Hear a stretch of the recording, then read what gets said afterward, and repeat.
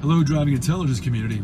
Well, I'm kind of slightly questioning the intelligence of Ford Motor Company when they put 20-inch windshield wiper blades on these 10th Gen F-150s. Watch closely and look how much room you have left at the top. So I'm going to go ahead and try something out. I measured this blade.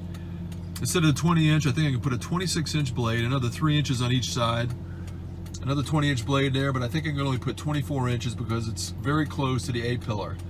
Just bought a couple blades. Let's check this out.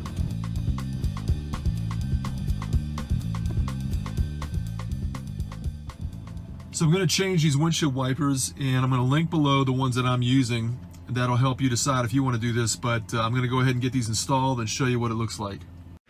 Here's a look at the install on my HD F-150, and sorry, so dusty. She obviously needs some attention. The areas with the tightest clearance are the passenger side A-pillar and the top of the windshield. In comparison, these new wipers are massive. Notice how much more windshield is clean with the larger wiper blades. This will improve visibility and driving safety. All right, I've got both blades installed. No problem, no clearance issues. Look at that, much bigger, much cleaner windshield.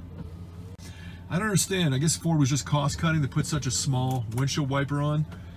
But you can even see here is the wiper blade previously, and then up here is where it is now. And this is the 26-inch side. It went from 20 inches to 26 inches, an additional 6 inches, 3 on each side, cleaning that windshield, getting all that dirt right there off that top section. I went to the 24 on this side because the 26 wouldn't work. And now it looks pretty effective with a nice big beefy windshield wiper on there, so much better. I'm sure you found this video helpful, so don't forget to hit that like icon and stay tuned for more driving intelligence videos.